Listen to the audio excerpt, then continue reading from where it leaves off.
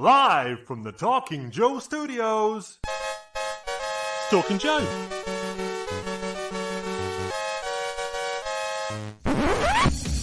Talking Joe is on the air. Hey, it's me, Mark, and welcome to Talking Joe, the G.I. Joe Comics podcast. Now, today I am joined once more by returning guest Josh Eggebeen, who is here to talk about his latest Kickstarter endeavor, the Unofficial G.I. Joe and Transformers comic checklist book. So without further ado, I will add him into the stream. Here he is. It's Josh. Hello. One of these days I got to get my own jingle. Maybe I should make it up. Put me on the spot. Am I allowed to make up my own jingle, or is that exclusively? Yeah, it's allowed. It's allowed. Yeah, particularly if I'm drawing a blank.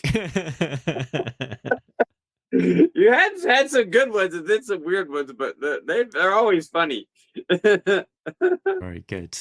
So Josh, we're joining crazy o'clock your time. Way out here in California. It's what happens if you live out on the West Coast. You're just sort of out of sync with everybody else. It is. And sort of mid-morning UK time. So we just sort of jump in on relatively quickly to give you a bit of airtime to talk about your latest after action report endeavor, which we are calling the Unofficial G.I. Joe and Transformers comic checklist book. Rolls off the tongue. It does. Kind of, every after action report title is long, so we always have to clarify that. But so basically, kind of what this book is it's a combination of our three previous books. So at this point now we're on this is our 7th Kickstarter and our 6th book. We have 3 comic guidebooks. One is the Marvel era, the other one is the Devil's Due era, and the other one is the right there. And then the IDW era. So we have from Marvel to IDW 1982 to 2022 completed. And so, in the back of each one of those books, I got a book here. I'll hold up a little bit just as an example. We have these checklists because, our books are guidebooks for collecting comic books. And as you can see in the background, I have a lot of comics. So those are all my boxes, and those are all G.I. Joe. So, what is on our original intent, and my co-author, Roger Taft, this is what he wanted to do when he came to me with the books. Is we wanted to have like a guidebook that you could track all your collection. Well, there's just way too many G.I. Joe comics over the 40 years. So we ended up having to divide it into three different books to cover the eras. And we didn't even get to the IDW continuity yet, or any even international books. We just got the US ones. And so ultimately, if you want to collect your comics and track your collection and you're using our books, you have to have now you have to have 3 books, and if you're going to a comic shop or a convention or across the world to come and check, see what you got, you don't want to have 3 books. So we decided to combine one in, and we've had that question for a lot of people have asked us about, are we going to do a book on the IDW, Hasbro Universe, G.I. Joe continuity? And our books have all the covers in them and all that stuff. And so, it's like 144 pages. And then those checklists are only in the back. They're like 10 pages, So it's kind of like this, like you can do it by the cover, or you can do it by the checklist. And so we came up with the idea of putting it all together. And of course, as the G.I. Joe world happens, and as you've been talking about on your podcast, they've crossed over with Transformers. And we have a lot of Transformers comics in the books. In volume 1, we have a huge section on all the UK ones, the Action Force ones, Action Force Monthly, and then, the Action Force moves into the Transformers comic, so it's Transformers and Action Force for 200 issues or something like that. So it's a lot. So those are all in there. So we decided to combine all those checklists into one book. We were adding a few new articles, which is kind of a tradition of our books. And then we're adding a checklist without all the cover pictures for the IDW continuity. So starting in 2009 going all the way to 2016 when it ends with the Hasbro universe, Unicron ending kind of madness that happens with that continuity. And of course, everybody can't keep any of that straight because it's like all over the place. There's like 6 volumes, and GI Joe appear in ROM, and they appear on the cover of Micronaut. They're like all over the place. And of course, they are in the little miniseries. So we put that all in order. Yeah, there you go. So we put that all in order in a list in this book, which is not in any of our other books. So if you have our books already, you have the checklist for whichever book you have for that era, or you have all 3, but they're not all together. And now we're adding this. And on top of that, we're adding all the Marvel comics, Transformers, which is not that many, it was only 80.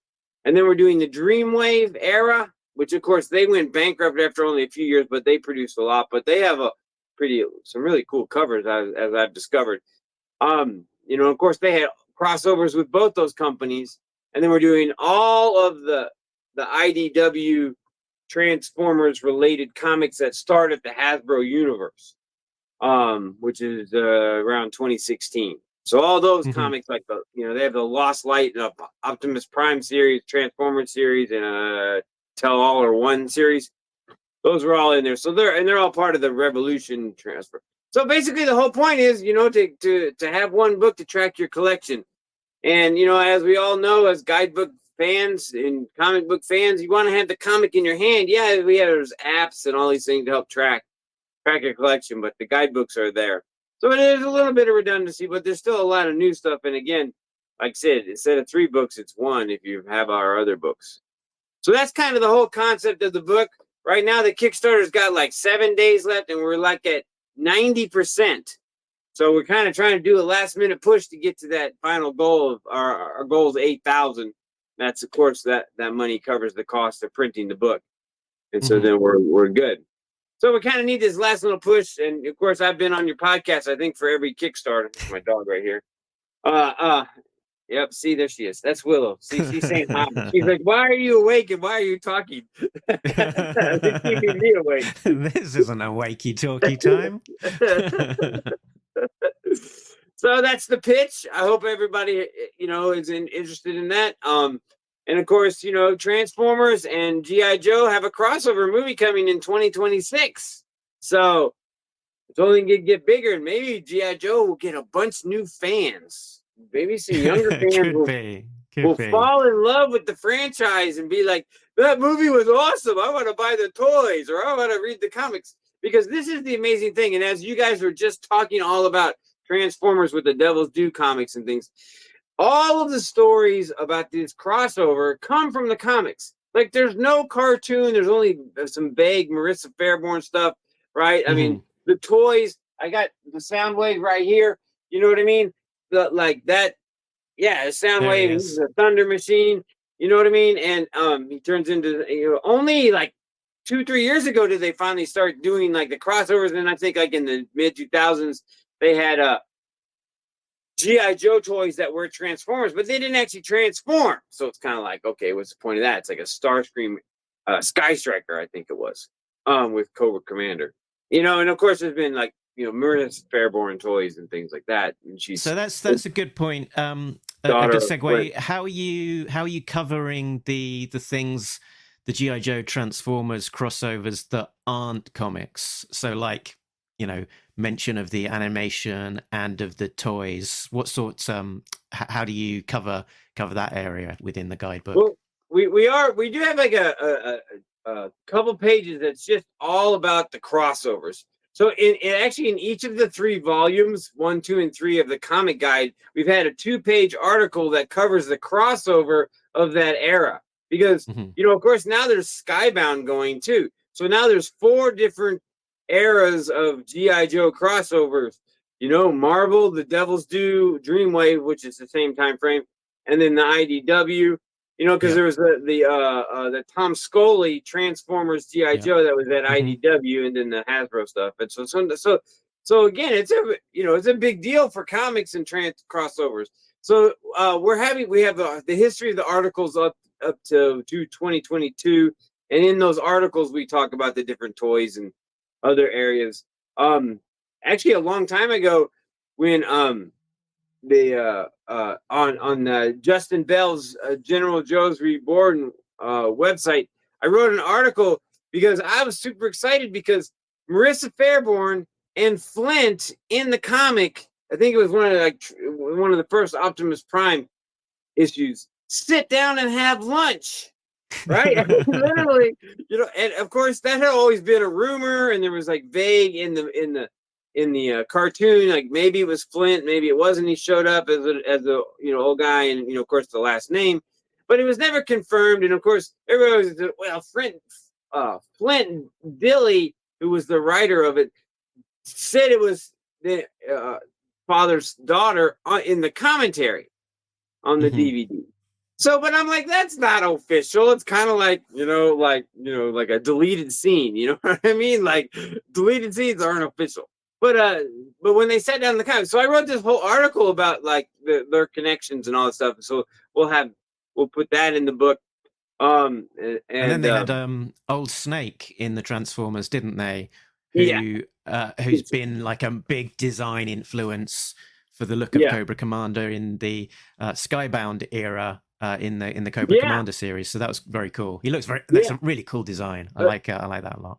I actually watched that Transformers episode the other day because I was like, oh, how does this work? And at the end, he's walking away and he goes, Cobra! And I was like, okay, well, that makes him Cobra Commander, of course. I was like, okay, the tag scene or whatever it is. But so yeah, you know what I mean? It's a huge influence in, both, what's coming in the future with whatever those writers in the writers' room are working on and whatever they're developing and whatever designs they're looking at for the crossovers, you know what I mean, for the movie. Like, they're looking at these comic books, and the comic books have influenced the movies more than people think. I mean, the rise of Cobra is all about nanomites, which was, the issue 1 and the Image Devil's Due era in 2001, and Retaliation had the huge ninja fight sequence, silent, homage to number 21, and of course Snake Eyes, the origin movie, is all about Snake Eyes and the rivalry between those two. But I mean, like, there's a lot of influence, and actually the Snake Eyes origin movie is based on one comic book that Josh Blaylock wrote. It was called Arashikage Showdown. Like, everybody has forgotten about it. It's a little digest book. And of course, so that's, again, so they do pull all these influences for the movies from there. So that's kind of the idea, is like to get this book going and to let people, learn about like, Transformers and G.I. Joe and whichever one it is. Because I think most people, of our generation are very familiar with both, but they don't really collect both. I mean, maybe there's a few people, but I think most people kind of, or maybe the toy guys collect both, but I don't think the comic guys really collect both too much that I know. And I've been reaching out to some Transformers collectors and stuff like that, talking to them to see if I can, get them to kind of help support the book. And they're like, yeah, I don't really care about G.I. Joe. And I'm like, oh, okay. And I'm like, I mean, it is a little bit out of balance between the properties in terms of popularity. So the pitch for this book is to have like all of the checklists in one place, so that you can have the printed guide, roll it up, stick it in your back pocket when you're going comic hunting, and tick off against your want list, right? And for G.I. Joe, it's 1982 to 2022, pretty much everything that like is behind me. That's my whole collection, and I got it all in there as a checklist. Even if it's not in our previous books. And for Transformers, it's all from Marvel, Dreamwave, and then the Hasbro to the Hasbro Universe 2020. They call it the 2005 IDW continuity, which started when they got the license after Dreamwave. And then they started Transformers, and they ran it for about 15 years, or about 10 years or so before it merged. So the checklist guidebook has all of that in there already. The book is pretty much 90% finished. So the checklist is basically everything from the beginning, 1982, through to the end of the IDW era for G.I. Joe and crossovers. So if you wanted a single checklist, it's got Yeah, virtually and of everything, course, with apart from the some big thing for the crazy Joe fans international. is getting the IDW continuity in a consecutive order and everything like that. Yeah, the So yeah, IDW era is tricky because they kept on relaunching everything and yeah, having all of these standalone minis and stuff. It's quite a convoluted continuity to collect because it isn't start at issue 1, end at 155. It's like, yeah. start It issue tri- 1 and then it resets in this year, and then you get a new team starting and they start the numbering in this year. So it's it's Yeah, a trickier. different artist and a completely different writer and a kind of a completely different look that doesn't even really continue like from one series to another. Sometimes there's a similarity, but some like I think it's volume 4 is for the Fred Vanderlyn. Like that doesn't even look like any other GI Joe. You know Yeah. what I mean? It's like I'm like, what is this? Like this is some weird ass art. And of course And his story is off on its own, and that's before it crossed over. But and they were struggling to, I don't know. I think maybe they thought having a relatively well-known artist, or and then like or writer, and then they had yeah. what Karen Travis, and I think that's That's right. volume 4, who was a well-known writer, but didn't do very well. And then of course they brought Aubrey Sitterson in after the Street Fighter series. People really like that, and then of course he did his own damage to that, and actually kind of hurt the whole Hasbro universe aspect of it too, because they had to kind of cancel that Scarlet Strike Force book, which is the last GI Joe in that continuity, other than in Optimus Prime. They continue on in Optimus Prime and are fighting the last battle of that one.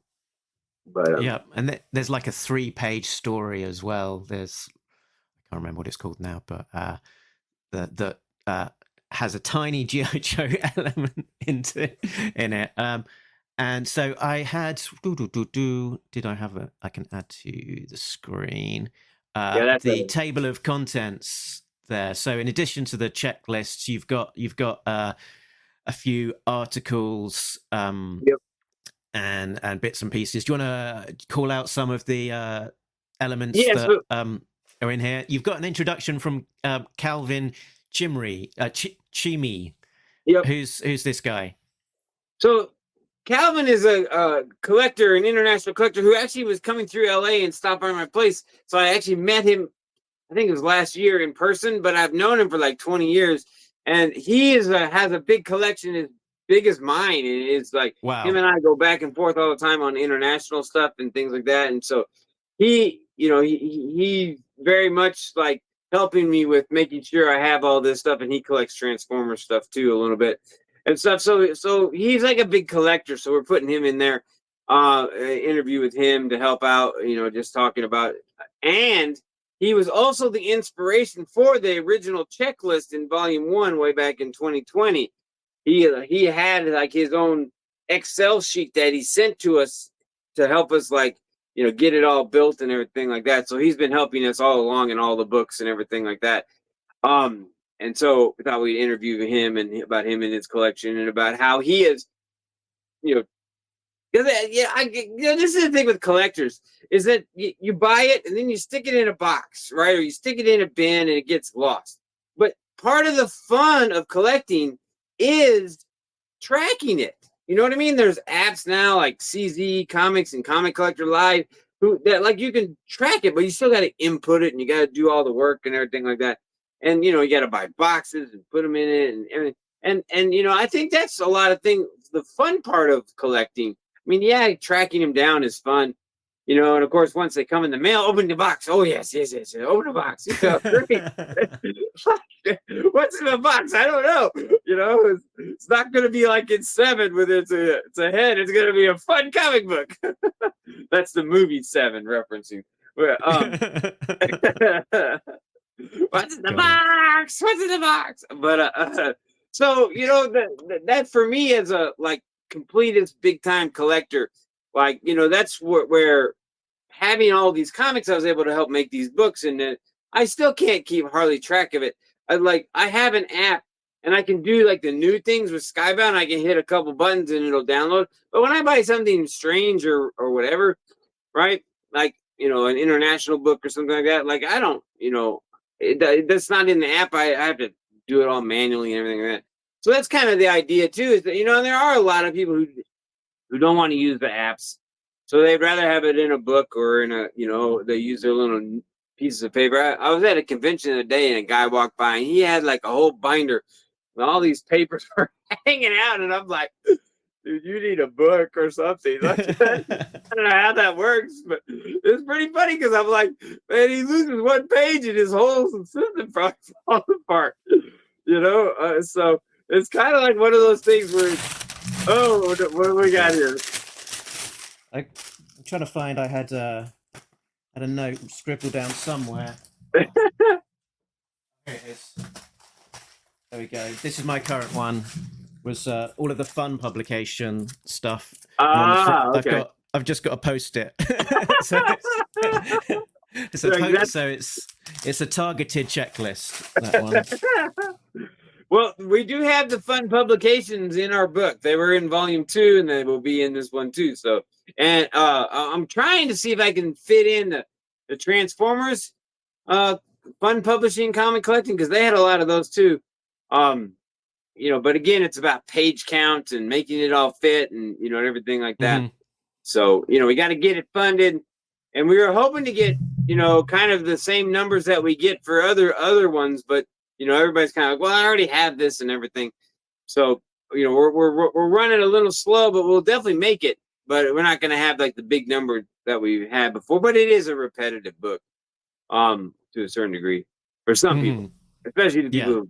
But and I guess again, it's really the IDW continuity, which almost every G.I. Joe collector has. Some of them, but they can't. I don't know. I think a lot of people skipped it and sort of are just coming back to it. I think a lot of people slept on the IDW continuity. Really? So yeah. I mean, they were when we're comparing, for example, to Skybound's era of comics, all of those reawakened Joe readers versus the numbers that they were doing on IDW. Right. Yeah, they added a whole. I think a lot of people missed it at the time, and sort of might now become. Say again. Sorry, I was just making a joke that they added at least 1 or 2 zeros to the accounts. Pretty much, yeah. So that's definitely believable. That I think they were doing about 6,000 at IDW and probably 60,000 at Skybound. So definitely. So the I think you've sort of hit the nail on the head there. That probably if you've got all of these books already, the existing books, the thing that's new that you haven't dipped into yet so far is that IDW continuity, and there's a lot of good stuff there. I enjoyed a lot of the content that they put out. So it is definitely worth. As a G.I. Joe comic fan, it is definitely worth tracking down those comics, because even when it's you've got your high points like Cobra, which is just amazing, and you've got maybe less high points, but it's always interesting just to see a different creative team's take on the property and what they're doing, and even if it's not quite to your own tastes or whatever, it's always curious just to see what is being done. And the thing is that when Devil's Due lost the license, I think the last comic came out in the middle of 2008, and then IDW started brand new from scratch in 2009 with what we're talking about is the IDW continuity. It was like intended to be a jump on point, you know what I mean, and not like there's 150 issues and then the Devil's Due, which is now disavowed, nobody knows what's going on anymore or anything like that. So they started new, and that's kind of always been honestly, I think that's something that the comic industry just can never get right. Doesn't matter what Marvel or DC or a big well-known character or something like that, like when they try to always restart it just never seems to work. I mean, the only thing that maybe worked really well was like the whole Ultimates world. You know what I mean? Where those books sold really well and created some popular characters that they're trying to figure out, how to get those into the main, MCU stuff, and it's different things like that. And so, and then this was the other thing that I was thinking about the other day, is that from 1982 to 1994, it was one continuity, right? I mean, there was like some 3D books in there or something, but there was really nothing else. Even the Transformers Generation 2 is officially part of the G.I. Joe continuity. And then Devil's Due started, and Devil's Due started with the same continuity. So again, it was one continuity, right? Mhm. And they ran with that through, they're all their America's Elite and Storm Shadow, and that's all the declassified books. That's all the Devil's Due continuity now. But at the time, it was still all one. And then they did a few other things like Reloaded and Sigma 6, and then the actual G.I. Joe Transformers crossover. And those were separate continuities. And that was the very first time that like a serious series had its own continuity. And then IDW got the license and just threw it all up. You know what I mean? They just blew it all up. All of a sudden, there's like 6 different continuities going. And, like they restart with 2010 and 155 and a half. So then, Devil's Due becomes another continuity disavowed. And it's like IDW just hit the bomb button and blew it all up. Reset. Yeah. I mean, at least they got Hammer going again. So now he's at 309. So that's at least a coherent.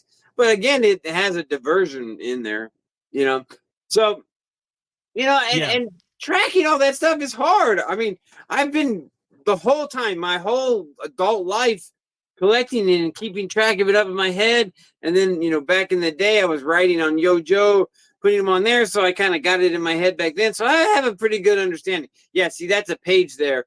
That's kind of like the introduction for the IDW continuity.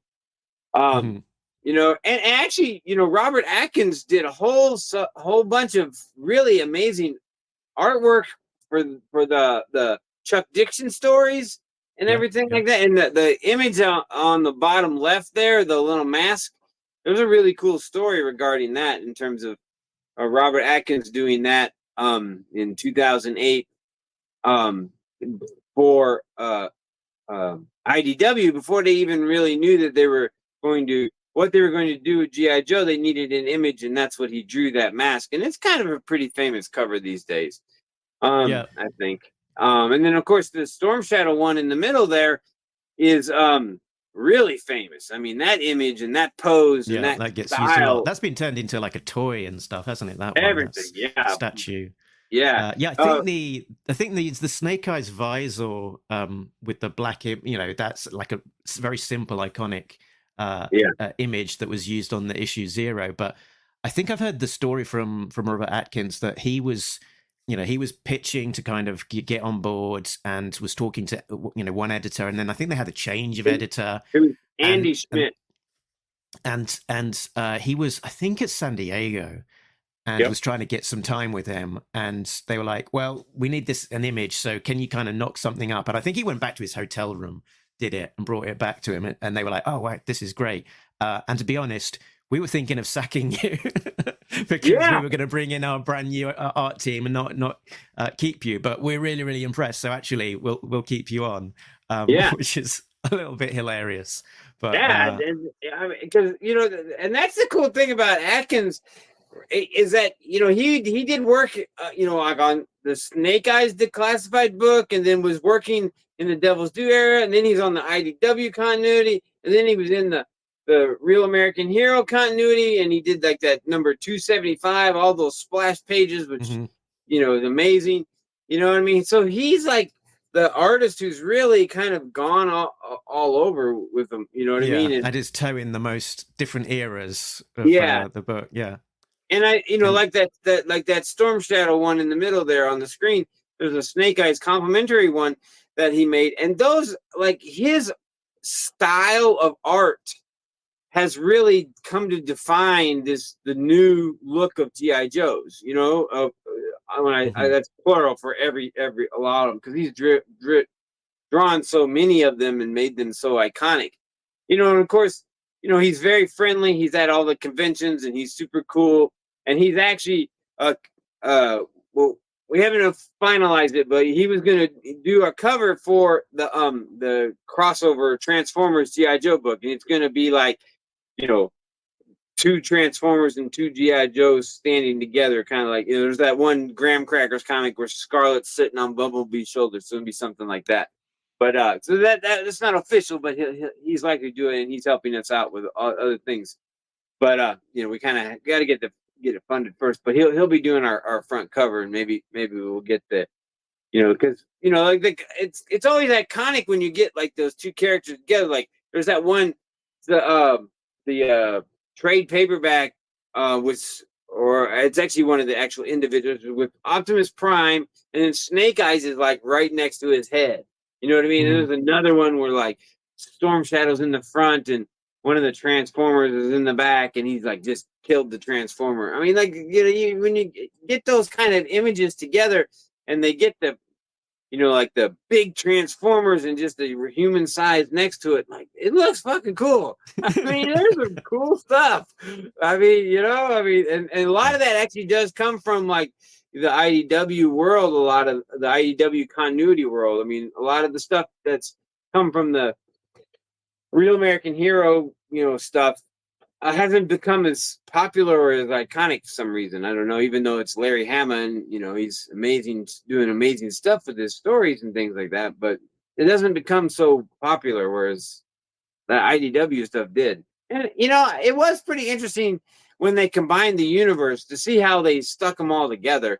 I thought it crafted pretty well. John Barber was kind of in charge of all that, and he's a big Transformers writer who then came over and started writing, he wrote that little Action Man series, and a lot of all the Transformer stuff, but he got to write a lot of the Revolution stuff, the two series there, and just threw in everything, you know what I mean? And so that's pretty fun, I thought. But I think a lot of the fans kind of were like, I just want my G.I. Joe, but yeah. I mean, what Devil's Due did was to have it completely to one side. That you'd have your core your core GI Joe, and the crossover stuff is there. And if you want to dig into it, is enjoy it, but it's not going to infringe too much on the main universe. I think the IDW kind of misstep was that it was a little bit too much, too quick. It was like just all of a sudden it's like, here we go, we're in a combined universe that has never been hinted before up to this point. And if you just want your GI Joe, sorry, we got Transformers as well, because and the combined Revolution kind of stuff sitting in the same world as Chuckles, Last Laugh in from Cobra. It's a completely different kind of world that you're living within. And what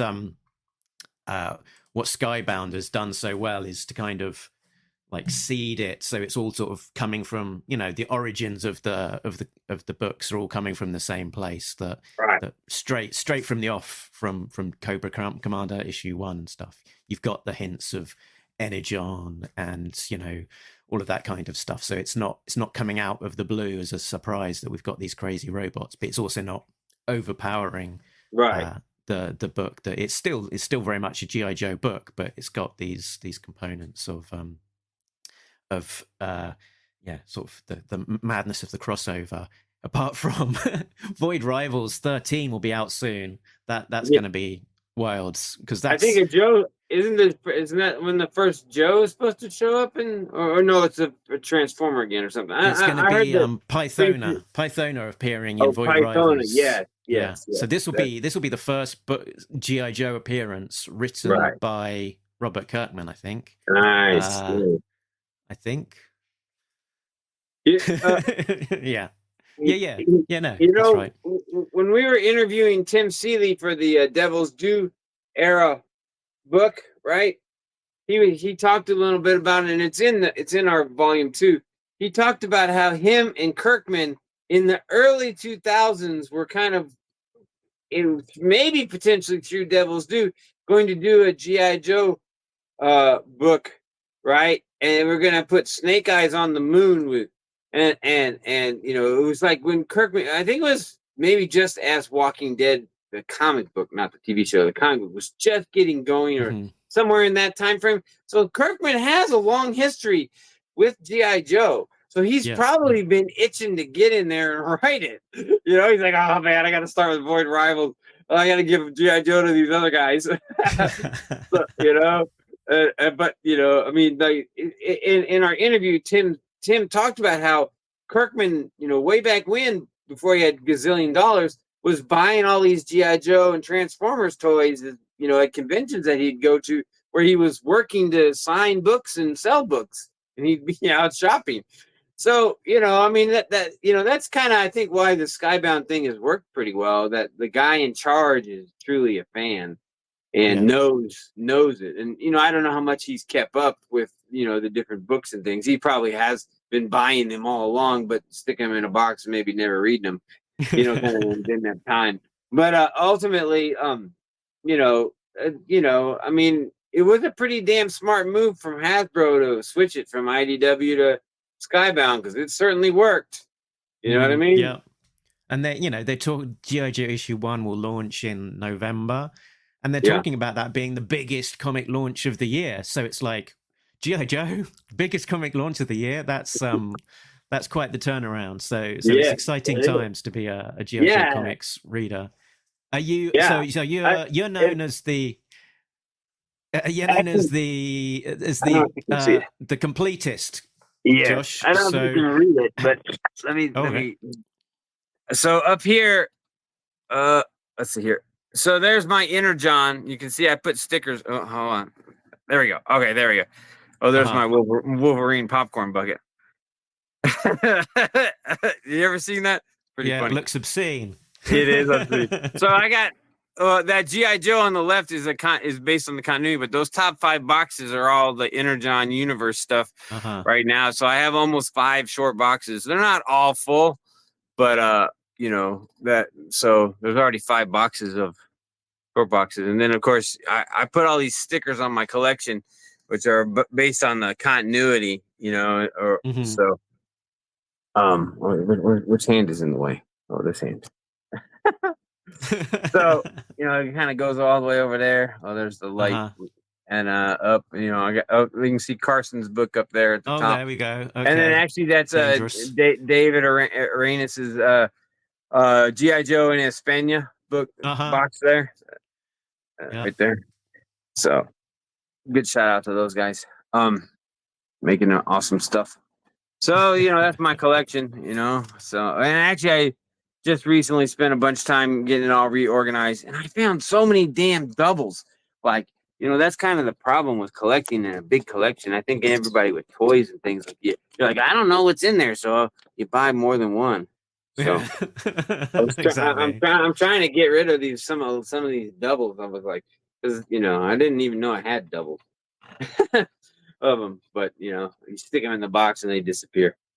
But so I mean, and what you see behind me, I started in 1982.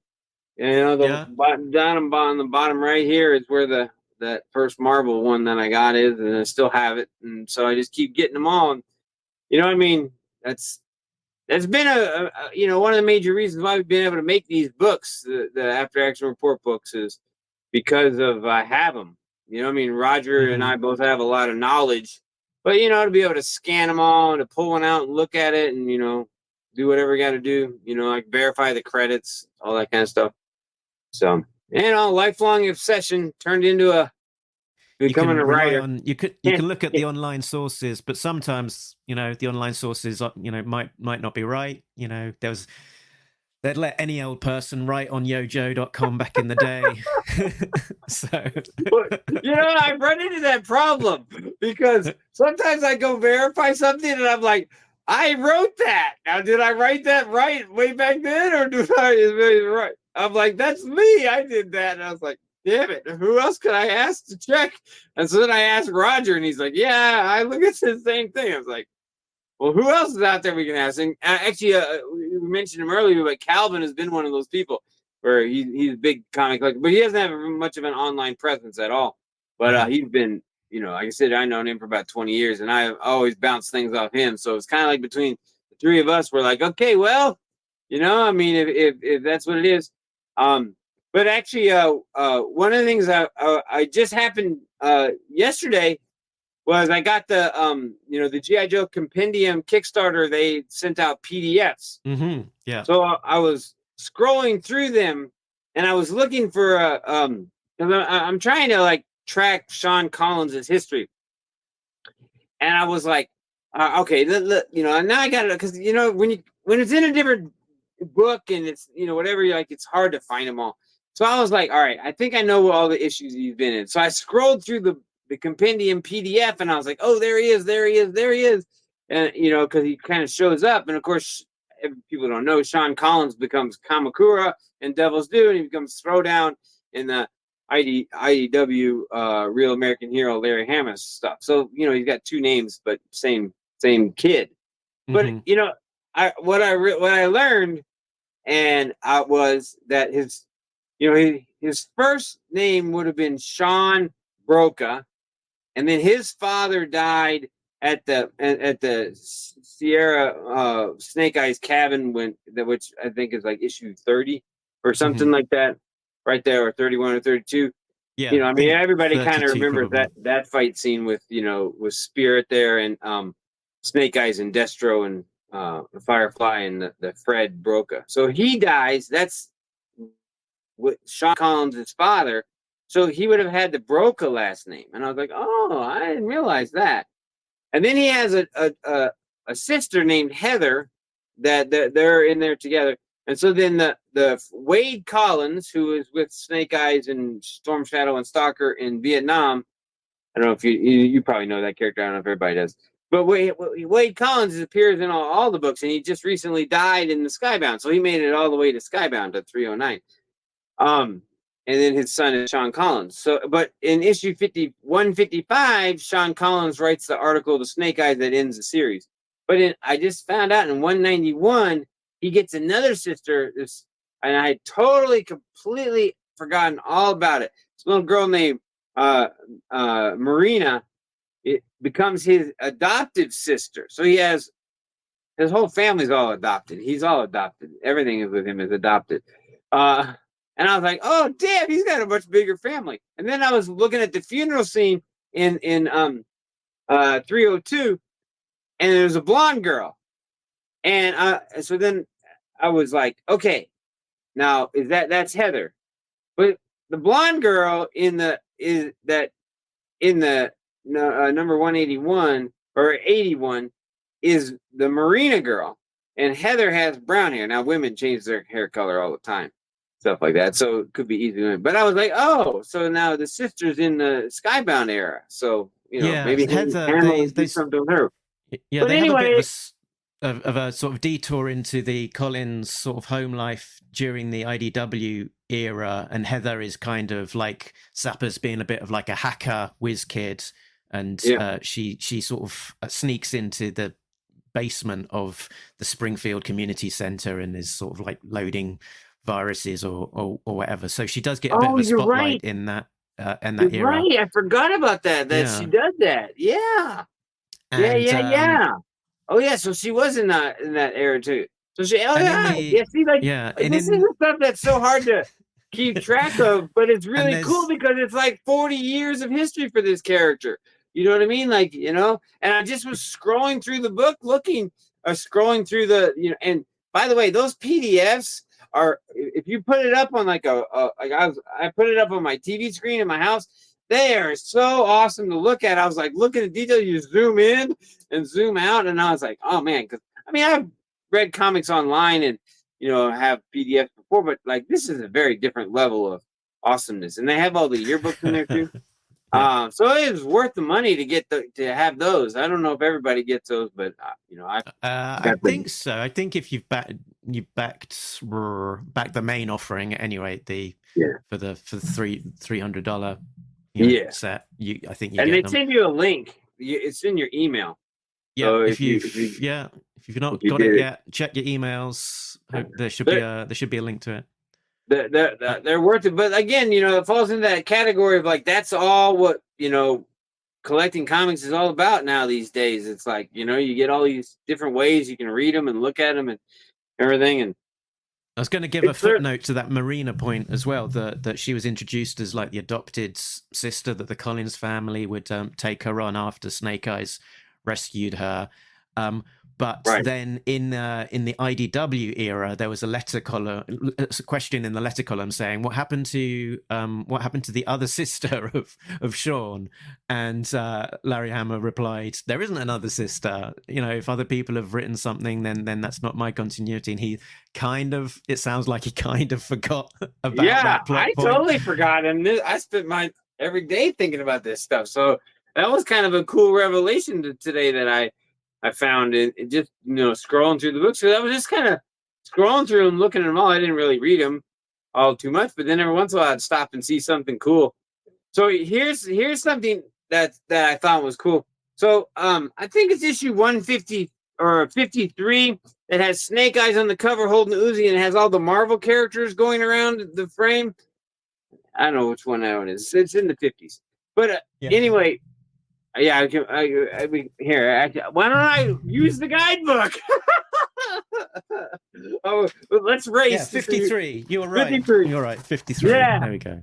Yeah. So what they did in the compendium is they erased all the Marvel characters, and it's just a blue square.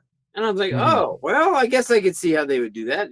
So there's a few changes and things like that. I'm sure there's some other stuff around, but take a while to go through it all. But yeah, that was a fun last couple of days I've been going through. I haven't made it through the fourth one. I made it through all three of them, but it's like you forget all these things, and it's it's easy enough to when you see it to be remembered. And I what I feel like is that with the like you just brought up some stuff that I forgot about the IDW, is that a lot of times you read the IDW stuff like once or twice and then you put it away. Whereas I think for you, because you've done all these podcasts covering every one of them, you've really dived deep into it. So you might have the most solid knowledge on the IDW. You and Tim probably both. Yeah, even I forget. Yeah. Yeah. So, of course, Diana Davis is paid to help out, and she does a really great job. She helped out with the compendiums too. So give her a good shout out for that. But obviously it's hard to know everything, but it's fun. It's fun. I got to say, my mom the other day was laughing at me as I was rambling on and on. She goes, "How do you know all this?" I'm like, "Well, it's been 40 years of knowing it." It's like it just kind of fills up the space in the brain. You want me to talk about other things? I don't know, but I can talk about G.I. Joe. Absolutely, yeah. Don't need any of that other knowledge about actual useful stuff. We can just cram all of that G.I. Joe stuff in our brain. That's absolutely fine. And I was beginning to say earlier, like, you're known as the completionist. You've got all of the stuff behind you. How are you coping with all of the massive number of covers from Skybound? Like Scarlet had over 20 covers or something crazy. So Scarlet #1. So because there's so many per issue, and like with IDW, I was on the ball. I was like trying to get them all every time. But I just can't. I mean, because again, I'm trying to get all the Transformers ones, all the Void Rival ones, Scarlet, Destro, Cobra Commander, Duke. It's like a lot. And of course, now I just spent a whole ton of money on the compendium, so that took away a lot of the comic book budget. But I guess what the unofficially, I have taken the long approach. Whereas I'm kind of waiting. I never did this before, really, but I'm waiting to get those later. Mostly because I can pick them up later, and maybe they'll be a bit cheaper too. And of course, at this point now, like, I think you're one of the only people that's really doing a lot of tracking, other than through the apps. But through the apps, it's much easier now because, like, you can just, like, I have CZ Comics, I just hit the button and be like, download, missing, missing or a have, So it's a little easier that way, and you can do that each week. But I think, like, you found ones that aren't on there that you've talked about when you've done your own podcast and stuff for the cover galleries that you do. So anyway, I don't have all of the Skybounds right now. I have all, I get them at my comic shop, so I at least get the A, B, and C's usually, whatever the comic shops get. But all these RE covers it's a lot of money. I mean, it's a lot of money. And again, because those are all 20, 25 now. They used to be like 10 and 15, but now they're all like 20, 25, 19.99 or something. There's a $35 one. You buy two of them, it's $50. You know what I mean? That kind of thing. So Yeah, there's I've seen the if you've seen the list for GI Joe issue 1 as well. There's like, I don't know, about 20, 30 covers already, with some being like ultra exclusive. So it's yeah. That's the other hard part now too. They're like, oh, there's only 400 available. Well, in order to get the printing, they had to print 1,000, so there's like 600 of them probably sitting in a box somewhere, or they sent 200 of them to get CGC to get 9.8 or something like that. To sell them. So I think when they say that these really ultra exclusives, like, they have in their possession a lot more than what they're saying they have, because they have to have minimum orders to do these covers, and I don't think it would be under 500. What I mean? Yeah. So that's kind of why I'm thinking that a lot of these might show up later. In a year, you can maybe call some of these shops and be like, "Hey, you got him sitting around? And get like two of them for $10." Oh yeah, sure. Well, exactly. We Once the initial excitement dies down, then they'll have a bunch sitting around that don't have anything to do with, and I'm sure that'll be the case. Cool. And ultimately, I mean, the resale value on these might be pretty high. It might stay high because the fandom, the new fandom that's arriving, are like, oh yeah, I didn't get them all yet, or I want to keep them. You know what I mean? So they're not just turning them around to the resell for more money kind of thing. Yeah.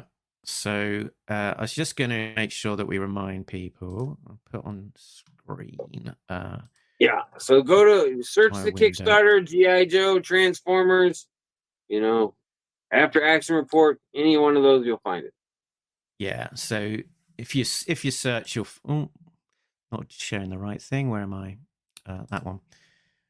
If you go to afteractionreport.net, that's got all of your work to date, but for this latest one, up the top there, if you click on the picture of Bumblebee and Scarlet, that will take you to the Kickstarter link there, so that you can get all of the details and how to back the latest Kickstarter.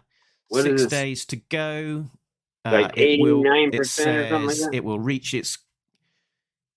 Yeah, it's 6.8K of $8,000 goal, and the deadline is Friday, September the 20th. So as we're recording on the Friday, about a week, we have got one more week, 6 days to go. We should make it. So all of the details. All of our Kickstarters before have been successful, and a lot of times they were down to the wire. Not quite so much down to the wire as 7 days, usually about 14, 15 days left, and then we hit our goal. So we're a little slower, but it is kind of a duplicated book. But it would be a nice addition to everybody's collection, and of course, we do have more After Action Report books coming in the future. I guess I need to acknowledge the fact that we're having serious trouble with our Command Files Volume 3 and then the second printing of Volume 1. I've posted those on Kickstarter to the backers, but basically our publisher, which is Rising Sun, is just not getting us the books, not giving us information, or they're not getting information, or the China printer messed up or something. And it's, we paid for the books over a year ago, and basically in January they said that they were going to start getting them to us, and then they potentially got lost, and now it's September and they're, I don't know what. So we have a plan. We're putting together a plan to basically find a way to fund it ourselves again, to get the books into the Kickstarter's hands, and then hopefully they'll show up. It's it's a I hate to compare, but it's a very similar situation to the Blood for the Baron and Jim Marshall, where he ended up having to funded himself, and Rising Sun did their own thing and everything like that. And it sucks because they did our first 2 books, and now we have 3 outstanding books. And I don't really know what to do, but found some funding, so we're going to try to get them printed ourselves if we can. Okay. But they might be on a boat. I don't know. Yeah. It's very very if tough they're on spot. a boat or in a shipping container somewhere, hopefully, fingers crossed, Right. it will surface without you needing to sort of reach into your own pocket to do it. And we were told in April that they had arrived, and then the whole shipment got lost. 3 pallets got lost. I don't know how 3 pallets of books get lost, but 1 box I can understand. So anyway, that's kind of where those Kickstarters are at, and it's one of these things where it's like, you can't plan for any of this stuff, and you can't, you just kind of have to go with it, and then you get information, and then like that's not right or correct, and or not any information at all what to do. So, but it's worth calling out that you're going a different route for getting these ones printed. Yes. So you're not going to have this. You don't have the risk of the same issue cropping up this time around. Thank you for pointing that out. Yes, yes. So for the history of number 21, we used, it's called Print Ninja. They're an established print company. We finished that book at the end of April. No, at the end of March. Turned it in, and it was in our It was in our hands and in the back of May. They got it to us real quick. They're a professional company. We have 1 successful book. We have our volumes 1 and 2 that were pretty successful, in volume 3, command files, and then the second printing of volume 1. By the way, we are almost sold out of our first volume. We got about 1,500 copies in 2021, and we only have about 300 left of volume 1. So we've sold a lot of them, at conventions and everything like that over the time. And we still get a fair amount of website sales, that people want to buy 1 and 2. So it's giving me gray hair. I don't really have too much gray hair on the top of my head. My facial hair is gone mostly gray, but I feel like the gray hairs are just growing as I try to sort out how to wade through this.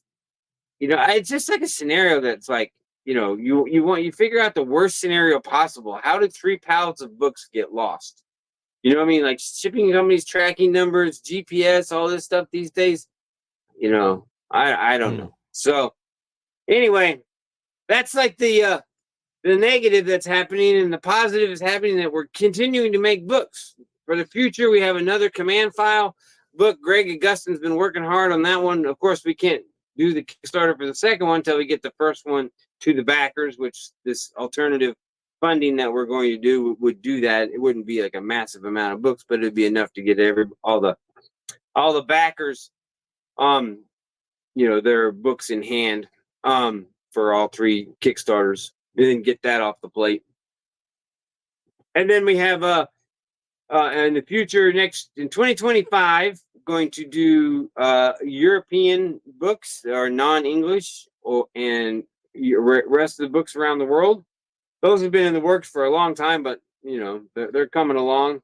And then Greg Gustin, he like I said, he's got the second half of command files, the rest of the Joes, and then next year in 2025, he's going to do the Cobra, and for now we're using the word affiliates, but that would be like the October Guard and some other things, some other characters and things like that. I was joking with him. I was like, maybe we should put the Transformers that are in the Marvel era into that book. And he's like, oh no. I was like, they're part of the continuity. I mean, Megatron is an affiliate. Boom. Optimus Prime is an affiliate. And they appear. And he's like, you don't do that to me. But I think he's one of those guys. Cross the streams. Don't cross the streams. But I'm like, they did cross. So anyway, it was a funny, brief moment of joking around. But so that's what we got going on in the future. So we still got more books coming, but of course, we're trying to balance the whole. We're having problems, and then we're making more books. So that's why we're here having this one. And again, the crossing the streams, Transformers, GI Joe that's going to be our world as GI Joe collectors. Like Hasbro might not do any Joe toys other than crossover toys. That might just be like, sorry, it's all you're getting. You know what I mean? Like, here comes a big movie. We really want to promote it. And, like you're going to have to live with it. And it might actually be the way that the G.I. Joe franchise can be saved. You know what I mean? Like bring in some new fans that are Transformers who are like, I've heard rumors. They say that Chris Hemsworth might be Duke, right? And I mean, I'm like, okay, so now we got Thor as Duke. Like now, and he is a box office draw, but I mean, like you get somebody like that. I mean, it's not fair to Channing Tatum, who was Duke, but when Channing Tatum was Duke, nobody really knew who he was. He wasn't very big and wasn't extremely famous. In fact, G.I. Joe kind of helped make Channing Tatum famous because it was his biggest movie at the time. I mean, then like now he's really well known and everything, but at the time, so that could be the shot in the arm that G.I. Joe needs. You know what I mean? To get new fans, to get a different kind of excitement into the brand. You know what I mean? I've said if you squint your eyes and look at the films Extraction and Extraction 2 with Chris Hemsworth, you could almost see that those were G.I. Joe films. They're very good. Okay. I didn't see the second one, but I saw the first one. It was pretty good. Yeah, I could see. Yeah, the second one is even better. Yeah. It's got this really cool jailbreak sequence in it. Right, yeah. So that's the tip of the day. In addition to going and backing the latest Kickstarter, check out Extraction and Extraction 2. So let's wrap up there on the screen. Okay, cool. Afteractionreport.net. That is the place where you can head to and find all of the links. If you are new to Talking Joe, you can find us at talkingjoe.co.uk. Big thanks to our Patreon members as normal for keeping the lights on all of these services. And if you want to join me in the outro, if you can remember it, Josh, I say remember that is us done. Until next time, remember that. Nobody beats Talking Joe. Nobody beats Talking Joe. An international podcast. Roll.